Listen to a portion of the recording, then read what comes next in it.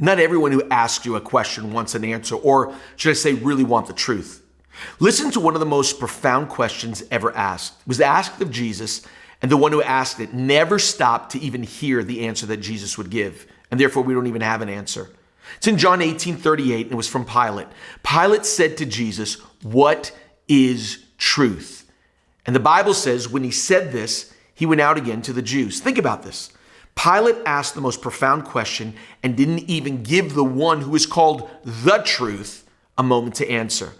I don't know if he really was interested in Jesus' answer, and we don't even have an answer because it was never given to Pilate that day. Many times people ask questions not for the answer, but really sometimes to see your answer, to see what side you have taken. Their question is for exposure and not even for truth. And in this chapter, this is what Jesus is facing 3 times.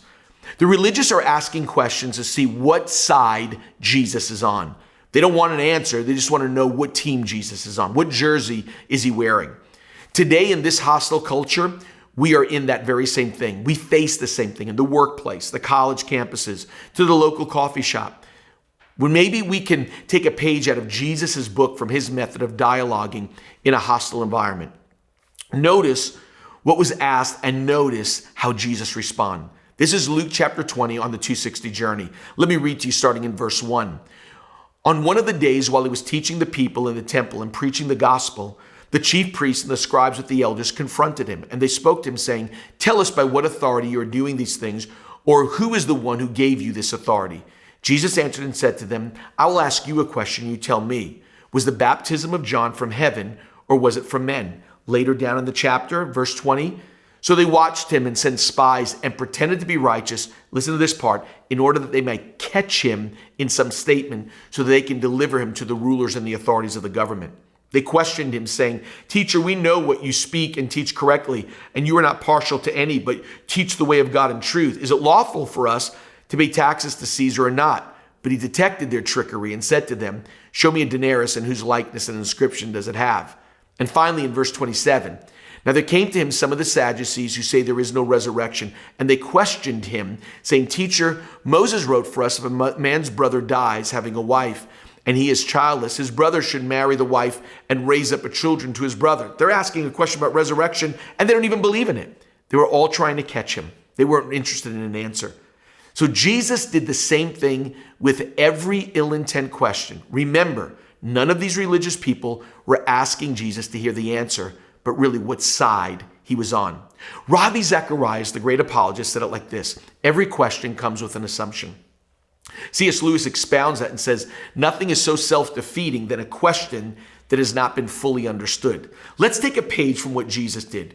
What did he do in each situation was this: Jesus asked questions to the questioner. He questioned the question. Many ask questions but have never been questioned themselves. I've seen preachers on TV being asked these kinds of questions, from the Today Show to Oprah to Nightly News, CNN, and Fox, and every time they are asked a question like Jesus was, they answer the question and it gets them in trouble. Instead of doing what Jesus did, some of these pastors wrongly assessed that these people wanted an answer. Not true. They didn't want an answer. They wanted to know what side you're on so they can attack, so they can attack you and commence literally against you. Answer the question when people want an answer, but question the question when people want to fight. William Lane Craig, another apologist, says questions are our friends. Jesus would not let them catch him, but his questions would put them on the defensive. The most explosive question asked Christians today is your view on same-sex marriage. Let's take a page from Jesus and what we can question the question when we are brought before them, and really what they're trying to find out is what side we're on. Maybe it can go something like this: do you believe in God? Do you think something this important that God has something to say about it?